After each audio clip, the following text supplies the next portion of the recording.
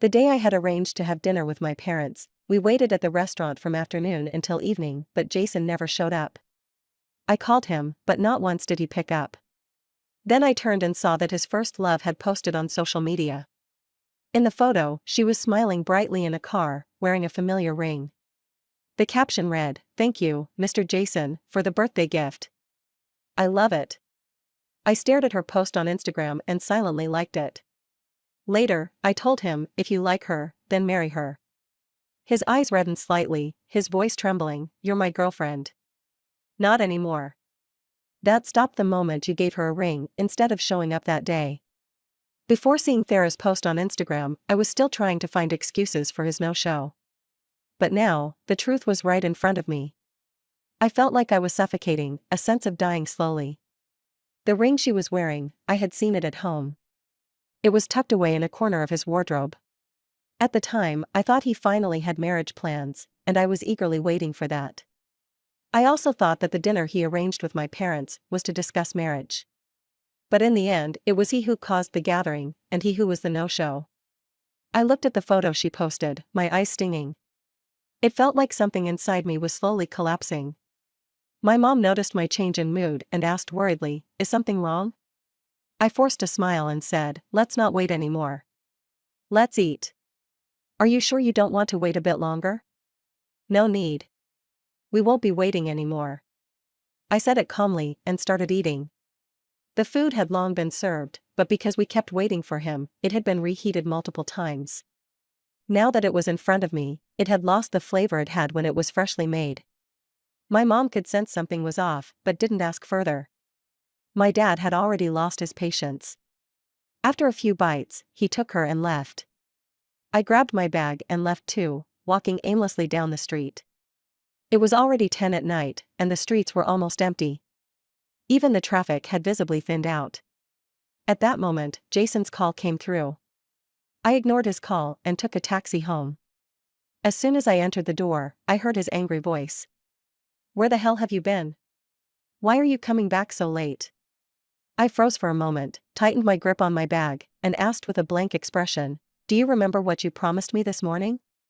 This morning, when he left for work, I reminded him of our dinner plans, because I was afraid he'd forget. I wanted him to come early and make a good impression on my parents. He had smiled and said, "Of course, I won't forget. It's your parents we're meeting, such an important thing." Jason was stunned, a trace of guilt flashed in his eyes. He must have remembered what he had said earlier. He apologized, "Sorry, there were too many things at the company today. I forgot." He walked over to me, reaching out as if to hug me. I moved away, quietly avoiding him. But as he got closer, I could smell the faint scent of jasmine on him. It was the perfume Farah always wore. Jason's eyes flickered with surprise, as though he hadn't expected me to avoid him. "Are you angry?" I looked at him coldly and asked, "Did you really forget our plans today because of work? Are you doubting me?" His deep voice carried an undercurrent of displeasure. Seeing him like this, seemingly irritated, I suddenly felt like he was a stranger. Or perhaps, he had never shown me his real self before. I took a deep breath. "Let's break up, Jason." I've said his name countless times, but never once like I did just now, so calmly. Jason froze, his expression turning cold, his voice almost a growl. "What did you say?" We've always had a way of avoiding arguments, knowing when to stop and change the subject. Because fighting only hurts feelings. I didn't want to fight, but that didn't mean I could pretend forever. I said, "Let's break up. I'll give you your freedom." I thought this would be a dignified way to end things. There wouldn't be any messy scenes, no bitter resentments after we split. Jason didn't respond, his gaze lingering on my face for a long time. "You're going to make a fuss over something this small?" I met his gaze, silently walking to the bedroom. "You need to explain yourself. What exactly is this fuss about?" I ignored him and opened the wardrobe, pulling out all the clothes from the corner. Sure enough, the ring box he had hidden in that corner was gone. I pointed to the empty space, swallowing back the bitterness, and said, word by word, "Today, you were supposed to have dinner with my parents, but you spent the day with another woman, celebrating her birthday and giving her a meaningful ring. Jason, how do you expect me to feel?" I didn't intend to explain everything so clearly. But I didn't want to be labeled as unreasonable either. I might as well be straightforward. Jason wasn't concerned. He frowned and said coldly, "Not having dinner together today? I'll just arrange it again another time. As for the ring, it's just a piece of jewelry. Why are you so bothered about it? If you want one, I'll buy you a few more tomorrow." He always treated my issues as trivial. Because to him, anything that could be solved with money wasn't a big deal. I smirked sarcastically. No need for that. Give them to whoever likes them. I had already decided on breaking up by the time I came back. Continuing like this wasn't worth it. Jason couldn't understand my thoughts. He said coldly, "Once you've calmed down, we can talk." Without waiting for me to say anything, he turned and walked out the door. I stood there silently, the stillness around me making me uneasy. I thought he'd agree right away. But instead, he chose to run away from this breakup. I suddenly felt disgusted. If he still had someone else he couldn't let go of, why keep me hanging, making everyone uncomfortable? I took a moment to calm myself down. Breaking up isn't like confessing. It doesn't require both people's agreement. Once the words were out, I had no reason to stay any longer. My parents are both high school teachers, and they were here for a conference. They would leave in 5 days. I didn't have anywhere to go, so I packed my things and moved to a hotel. When something is over, it should be over completely. Once I finished those tasks, I deleted all contact information for Jason. When I finally calmed down, I looked around at the unfamiliar environment and started thinking back to the past. I had been secretly in love with Jason for many years, but he never knew. He only knew that we went to the same university, and I was his junior. To him, I was just one of many junior students. In college, he was the student council president, outstanding and aloof, someone people couldn't reach. To be someone who could stand beside him, I changed my study habits, worked hard, and climbed from the bottom of the class to the top 3 in my department. I also found time to join the student council, just to be closer to him. After graduation, he took over the family business, and I became an inconspicuous employee at his company. Perhaps because I was his junior, he took care of me more. And I, lost in the idea of his favoritism, couldn't pull myself out. Thinking back on all this, I couldn't help but let out a self-deprecating smile. It wasn't until now that I realized something. If you dream too much, it's easy to lose sight of reality. While moving into the hotel, I was also searching for a new place to live. During this time, I continued going to work as usual. I was just a small employee at the company. As the CEO, Jason never really paid attention to my existence. But what I didn't expect was that the manager would bring explosive news in the afternoon. The assistant manager position, which I was almost certain to get, had been snatched away. "This is our department's new assistant manager, Farah. Let's all get along well with her from now on." At the manager's words, the atmosphere in the office froze. Everyone's gaze fell on me, some scrutinizing, some suspicious, and others just watching for the drama. I shot a cold look at her. Farah returned my gaze with a provoking look. It was as if she was saying that there was nothing she couldn't get if she wanted it. Whether it was Jason or the job. At that moment, Jason walked in with his assistant, his indifferent eyes sweeping across the office. When his eyes met mine, it was as though he was looking at a stranger, completely unmoved. He didn't say a word, but his silence made his stance clear. Seeing this, everyone applauded, welcoming her. When I was almost certain I would get the position, I had even invited him to dinner and joked that he should call me assistant manager. He couldn't have been unaware of how much I had longed for the day I would be promoted. It doesn't take much thinking to realize he was warning me. But what he didn't know was that the other company had already extended an olive branch to me a long time ago. And the job offer was permanent. Since I couldn't stay here any longer, I had to find another path. After the welcome, I immediately contacted the head of that company to explain my situation. I thought he would wait until my contract was over before recruiting me. But to my surprise, he offered to pay the penalty for breaking the contract and said I could start on Monday. I had been in the marketing department for 4 years, and many successful partnerships had been earned through my efforts in various business meetings. Therefore, I had access to a lot of resources.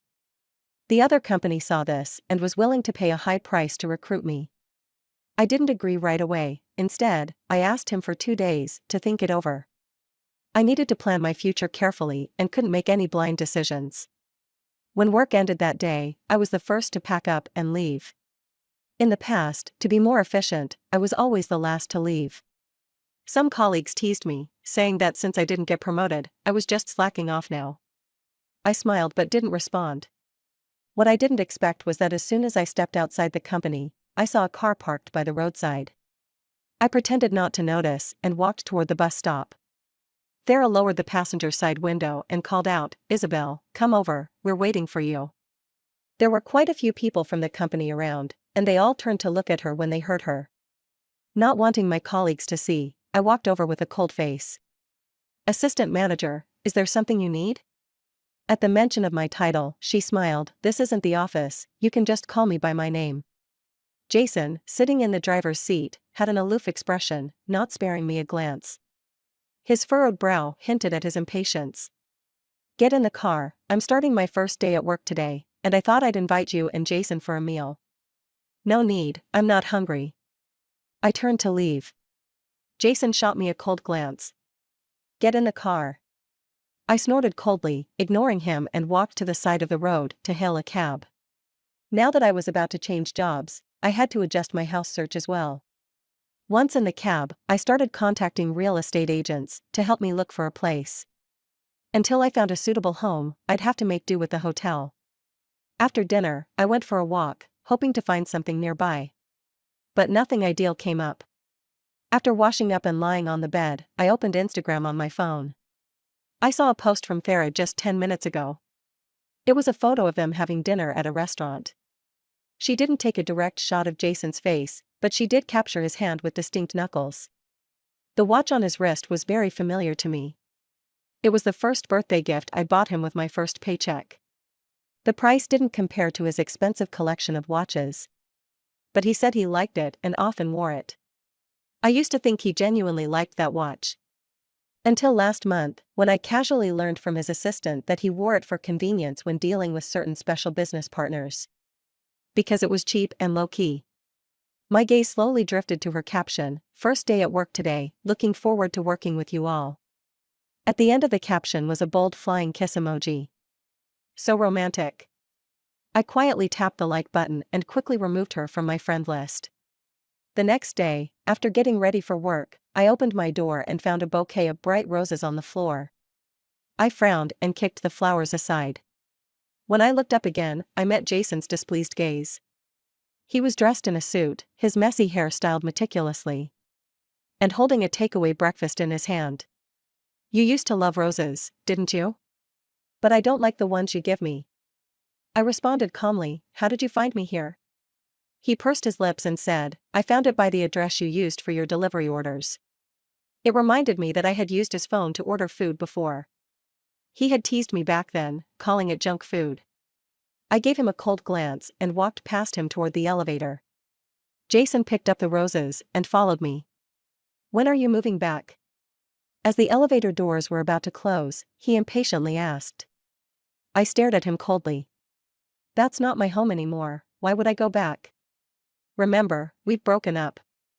"Are you angry because I gave the assistant manager position to Thera?" He stared at me intensely, his tone softening. "As long as you stop causing trouble, I'll promote you afterward. She's just in this position to gain experience, she won't stay long." Hearing that, I found it incredibly ironic. The position I had worked so hard for could be taken away with just a few words from someone else. It felt like all my efforts were a joke in his eyes. I met his gaze directly and spoke calmly, "No need. I don't want anything that's related to you anymore. I didn't want the position, I didn't want the ring. And I didn't want him." When Jason heard this, his face immediately darkened. Just then, the elevator reached the first floor. Ignoring his ugly expression, I walked out. When I arrived at the company, I saw Thera talking to Jason's assistant in the lobby. She smiled and greeted me when she saw me. "I heard you took the day off today. Are you feeling unwell?" As she spoke, she casually draped her bag over her arm. My eyes involuntarily landed on it, and I froze. It was the birthday gift Jason had said he'd get me last month. He was worried I wouldn't like it, so he asked me what I thought. Theron noticed my gaze and pretended to be coquettish. "This bag is from Jason. Isn't it nice? I was actually going to have him buy one for you too, but it's a limited edition, only 3 in the world. This is the last one." It was clear who was favored between the two of us. I gave a detached glance at the ring on her finger and the bag, and a faint smile tugged at my lips. "It's nice, really suits you. You two make a great match. I almost want to bring the wedding venue here so you can get married on the spot." Hearing my half-hearted compliment, Thera's smile almost faltered. "What are you even saying? You're Jason's girlfriend. Thanks to you, we just broke up. Your chance is here, make the most of it." I casually cheered her on, threw in a few perfunctory words, and headed upstairs. But because of this, I made up my mind, it was better to leave sooner rather than later. Out of sight, out of mind. That afternoon, I directly replied to the executive from the other company, clearly expressing my intent to join them. Now, all I had to do was prepare to report to my new company next Monday. Today was my parents' last day in a city. I had made a reservation at a restaurant to take them out for dinner. My mom even asked me, "Will Jason be joining us?" I shook my head. "We broke up. He won't be coming." Hearing that, my dad's tense expression finally eased. "It's good that you've come to your senses. You two were never on the same path. Forcing it would have led nowhere." His words were harsh, but true. When we first got together, both of our parents were against it. His parents thought our family was too ordinary, that we weren't a good match for them. It was only after my relentless efforts that I finally gained their approval. But I should have realized long ago, when someone truly loves you, they're willing to make an effort. Just like me, I didn't want to put him in a difficult position, so I went out of my way to win over his parents. But on my side, I had been fighting alone all along. I looked at my dad and promised seriously, "You're right. I won't make this kind of stupid mistake again." For once, our family set aside all other topics and simply enjoyed the meal. The next day, I personally saw my parents off. Word had already spread at my company that I was leaving. Since the CEO of my new company had personally negotiated my transition, there was no need for me to go back to Jason's company. So I arranged a meeting with a real estate agent to find a new place. Fortunately, this agent was reliable. I found a suitable apartment in just one day. It was close to my new company, only a 10-minute walk away. I was very satisfied. After signing the lease, I returned to my hotel to pack my things and move. I didn't expect that just as I finished packing and was about to order takeout, an old colleague called. She said, "Good thing you had the foresight to leave early. Otherwise, you'd be fuming right now." Confused, I asked why. She huffed indignantly, "That project you worked so hard to secure?" Thera snatched it. "Shameless. Just because she has someone backing her, she thinks she can do whatever she wants." Hearing that, I instantly recalled the project. I had originally felt a little guilty about leaving, thinking I should at least smooth things over for whoever took over. But after hearing this, I dismissed the idea completely. Whatever. If she wants it, she can have it. The client for that project was notoriously picky. With Thera's temperament, if no one was there to hold her hand, she'd have a hard time pulling it off. I chatted with my colleague for a while. As soon as I ended the call, an unknown number popped up on my screen. I meant to decline, but my finger slipped, and I accidentally answered. Jason's voice came through, tinged with irritation. "Are you really taking it this far?" Looks like he had heard about me leaving the company and was calling to interrogate me. "Think whatever you want. If there's nothing else, I'm hanging up." An ex should be like the dead, completely out of sight, out of mind. No lingering ties. With that in mind, I went into my phone settings and enabled automatic blocking for unknown numbers. After handling that, I felt an unexpected sense of relief. Before, no matter what I did, I was always unconsciously watching his reactions, afraid of upsetting him. Slowly, I had started to revolve around him, losing myself in the process.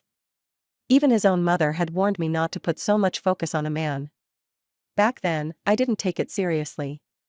Looking back now, wasn't she absolutely right? Living alone was actually great. I didn't have to care about anyone else's mood. I could do whatever I wanted. If I felt bored, I could go to the movies and immerse myself in a film without worrying about the time. I savored the freedom of living alone. And I never got tired of it. But good times never last. I was shocked to discover that my new neighbor had changed. Standing before me, all dressed up and glamorous, was Thera. The smile on my face gradually froze. In the silent corridor, the only sound was the drama playing from my phone. Thera looked equally surprised. "Why are you here?"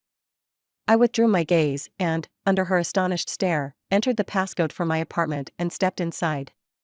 I had assumed a city was big enough that as long as I didn't intentionally create coincidences, we wouldn't cross paths. Who would have thought that after going in circles, I'd end up right back in the same place? Unbelievable. I forced myself not to dwell on it and continued with my daily routine. But just a few days later, I worked late one evening. And as I walked back, I spotted a familiar car parked outside the building. Thera and Jason stood beside it, talking about something. She looked visibly downcast. Jason, his expression gentle, lowered his head slightly as if comforting her. She soon noticed me, and without hesitation, threw herself into his arms. His body tensed for a moment, but he didn't push her away. They were standing right at the only entrance to the complex. If I wanted to go home, I had to pass through them. I watched them coldly and walked straight ahead. Jason noticed me and, looking guilty, quickly pushed Thera away and strode toward me. "You're misunderstanding. She's just..." "It has nothing to do with me," I interrupted coolly. "Move. You're in my way." "Isabel, after all this time, are you still mad at Jason?" Thera's eyes welled up, on the verge of spilling over, painting the picture of a victim. Annoyed, I snapped back, "What do you want? I already wished you too well, why keep acting in front of me?" "What are you implying?" Jason's gaze flickered between us in confusion. Thera's face stiffened, clearly panicked. "It's nothing." "Yeah, nothing," I said, my tone indifferent.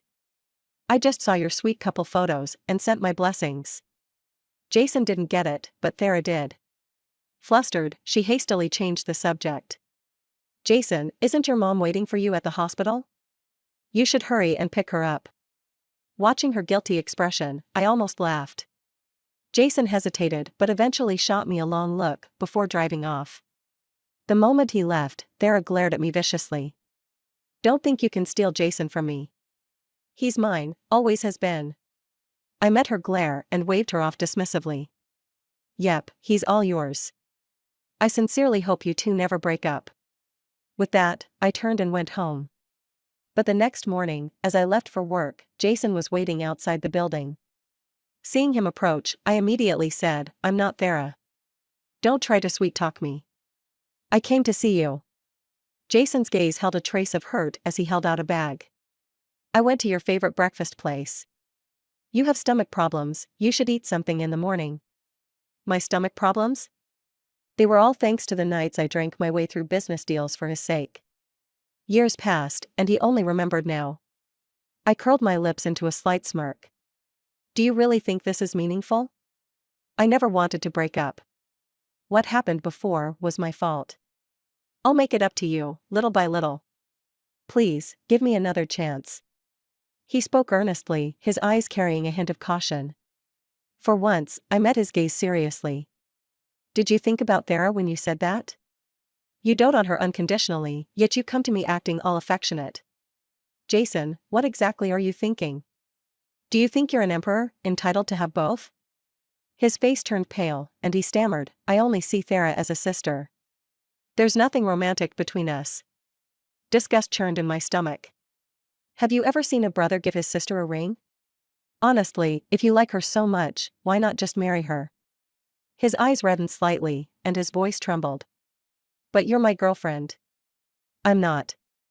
The moment you gave her that ring after standing me up, I stopped being your girlfriend." I thought I had made myself clear, but I never expected to receive an afternoon tea delivery from him later that day. "Besides the drinks, there's also this." The delivery man carefully pulled a ring box from his pocket. It was the one I had seen in my closet before. "The guy who placed the order said it's for you." Realizing what was happening, I rejected it outright. The delivery man looked troubled. "This thing is really expensive." I was already nervous bringing it here. If you don't want it, please return it yourself. If it gets lost, I wouldn't be able to afford it even with 2 years' salary. As a fellow worker, I didn't want to make things hard for him. So, I took the ring box. But I didn't open it. I had no interest in keeping something that didn't belong to me. I originally planned to drop it off with Thera after work, only to find out she had moved away. The apartment across from mine was empty again. Left with no other choice, I had to add Jason back as a contact. As soon as he accepted my request, I got straight to the point, telling him to send someone to take the ring back. After all, I had worked at his company before, and many people there still knew me. If someone saw me returning the ring myself, who knows what kind of gossip would spread? Besides, it wouldn't be a good look if my current company caught wind of it either. But he simply said, "Didn't you like this ring? I made sure to get it back for you." Reading that message, my anger flared. He still didn't get it. I don't want it. Find someone to take it back immediately, or I'll throw it away. He didn't reply. Instead, I received a text from his mother, asking to meet the next day. The location was a cafe right across the street from my new company. I figured it wouldn't hurt to meet her, after all, I could return the ring to her just the same. So, I agreed. The next afternoon, I arrived at the cafe, unhurried. As soon as she saw me, she greeted me with a warm smile. "Come, I ordered your favorite coffee for you."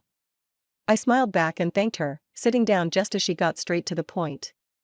"I heard you'd been talking about breaking up with Jason. Is that true?" "It's not just talk. I'm serious," I responded with a smile. Her expression faltered with disappointment. "I actually really like you. I was hoping you and Jason would stay together. I know what happened recently, and you're right to be upset. He was in the wrong. What he did was too disappointing. Breaking up was the only logical choice." She had hinted many times before, subtly urging Jason to get married, but he always dodged the topic, making it clear that he resisted the idea. She let out a heavy sigh. "It's our fault, really. We wasted 4 years of your time. That's why I chose to let go. Two people who don't fit shouldn't force it." With that, I pulled the ring box from my bag and placed it in front of her. "Please take this back. We'd broken up. It wouldn't be appropriate for me to keep it." Her expression flickered with a trace of hope. "He gave you a ring, that means he's finally considering marriage. Why don't you give it another try?" I smiled faintly and shook my head. He himself said the ring was just an ordinary piece of jewelry with no special meaning. Besides, I don't love him anymore. I was looking forward, and I had no intention of turning back. The glimmer of hope in Mrs. Zhao's eyes was instantly extinguished. She took the ring back and muttered, "All right then. A girl like you deserves better." Returning the ring lifted a weight off my chest. Like the delivery man had said, that ring was expensive. If it got lost, I wouldn't be able to afford it either. But that night, Jason sent me a voice message. He sounded drunk, murmuring, "Are you really not willing to give me even the slightest chance? Are you just going to throw away 4 years of our relationship? The one who gave up first wasn't me, it was you." I had no interest in arguing with a drunk. I simply left him with one final reminder. "Mr. Jason, I hope we can part on good terms. Let's both move forward and stop looking back." We were adults. And adults should take responsibility for their choices. They should also understand that not everything comes with a second chance. With no emotional entanglements holding me back, I poured all my focus into my work. The company president wanted to promote me, but my credentials weren't as strong as other candidates, so he hesitated. Eventually, he approached me directly. "Would you be willing to study abroad? The company will cover all expenses, but you'll need to sign a contract, no employment at other companies for the next 20 years. In short, they were securing me as their asset. They'd invest in my development, and in return, I'd generate value for them." "All right, I'll go. You don't want to discuss it with your family first?" I smiled. "They'll support my decision." "What about your boyfriend?" "I don't have a boyfriend." That ended the conversation. He simply told me to prepare for my departure. I informed my parents about it. Just as I expected, they were fully supportive. In my life, there was only one thing I had done that truly disappointed them. That was stubbornly choosing to be with Jason, losing myself in the process. Now that I had finally broken free, no one was happier than they were. With their encouragement, I began handling the necessary paperwork for my departure. But then, Jason found out about my decision to go abroad. Once again, he came looking for me. When I got home from work, I saw him waiting outside my apartment complex. I felt an instant wave of irritation. "What do you want now?" Jason hesitated, his expression cautious. "Are you going abroad because of me?" I looked at him with pure disdain. "Don't flatter yourself. This has nothing to do with you." "Then why are you suddenly leaving? You never mentioned anything about. You never truly understood me.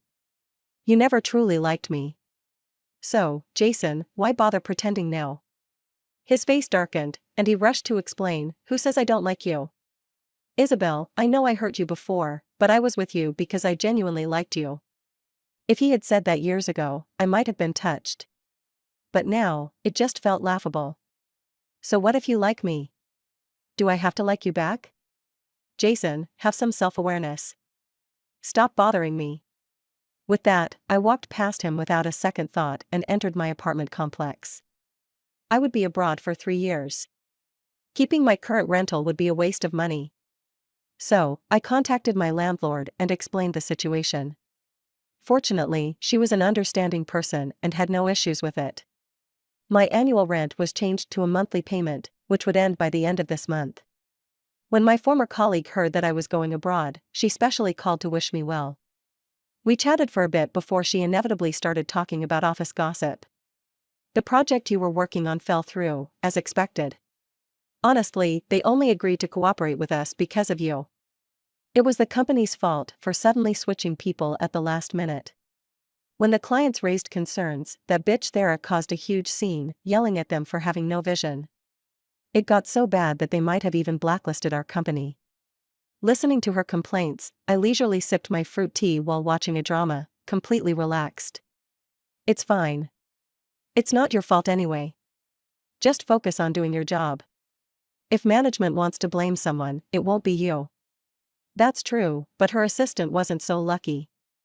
They fired her for neglecting her duties. She was so furious that she immediately filed for labor arbitration. Who knows if she'll be able to clear her name? Hearing that, I felt a pang of sympathy. Thera's assistant was actually quite capable. When she was an intern, she even worked under me for a while. She was diligent and responsible, so of course, she wouldn't just take this lying down. But what I didn't expect was that, after hearing about it in the afternoon, I saw that same assistant live streaming about the incident that very night, demanding a proper explanation from the company.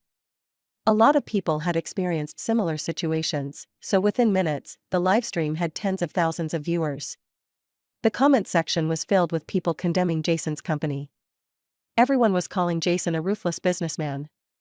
But soon, the assistant revealed the full story, and the public's anger was no longer just aimed at Jason, it was also directed at the real culprit, Thera. "You guys don't know this, but our department's deputy manager was originally supposed to be another highly qualified woman. But that bitch stole her position and even forced her to resign. Under immense pressure, the company was forced to issue a public apology, but it didn't do much to appease the outrage. Out of options, Jason called me, asking me to help clarify the situation." I scoffed. "Did she say a single word that was false? Why should I lie to cover up your mistakes?" I sneered and hung up without waiting for his response. The company's reputation continued to plummet, affecting its stock prices. Frustrated shareholders started voicing their dissatisfaction. After much deliberation, Jason ultimately chose the company over Thera. Not long after, I saw the company issue a statement announcing Thera's dismissal and their intent to hold her accountable for the damage to their reputation. Thera was furious and tried to get her family involved to pressure the company. But while they were busy fighting amongst themselves, I was already on a plane heading overseas. My new life officially began. The CEO was surprisingly considerate, worried that I might struggle in a foreign country. He arranged for his cousin, who lived there, to pick me up. Though the CEO was a balding middle-aged man, his cousin turned out to be incredibly handsome. When I saw the tall and striking man in front of me, I was momentarily stunned. "You're Lambert? And you must be Isabel? After confirming our identities, he took my suitcase and strode toward the airport exit. Seeing that, I quickly followed. The CEO had arranged for me to stay in a single-person apartment. It wasn't large, but it felt secure and cozy. I glanced around the place, satisfied. Lambert set down my luggage and pointed to the apartment next door. I live right there. Let me know if you need anything. Thank you. He gave me a deep look before turning to leave. I didn't think much of it and started unpacking. At first, adjusting to a foreign country was difficult, and I even experienced some discomfort from the change in environment. Luckily, Lambert was around. He handled everything with ease. I later found out that he was an interpreter who frequently traveled between different countries, which was why he was so experienced with these things. One day, after a long day at work, Lambert invited me over for a barbecue party at his place. He had a lot of friends, all of whom were warm and welcoming. At first, I was a little reserved, but as I spent more time with them, I gradually got used to it. Suddenly, my phone vibrated in my pocket. I excused myself and stepped into a room to take the call. It was my former colleague. Hope I'm not bothering you? I glanced at the city lights outside the window and smiled. Not at all. What's up? I just wanted to tell you. Mr. Jason. She lowered her voice, as if hiding from someone. I just overheard something. Apparently, Jason's lost his mind lately. He's been wandering around a certain neighborhood, drunk, muttering someone's name. I wasn't going to mention it, but people found out that you used to live there, so now they're speculating that you had some kind of relationship with him. After hearing that, I remained unfazed. I replied calmly, that's nonsense. I barely know him. Just then, Lambert's voice called out from outside the room. Isabel, the barbecue's ready. Come on out. Coming. I responded, then told my colleague, someone's calling me. I'll hang up now. Ending the call, I looked up, only to find Lambert's smiling gaze meeting mine.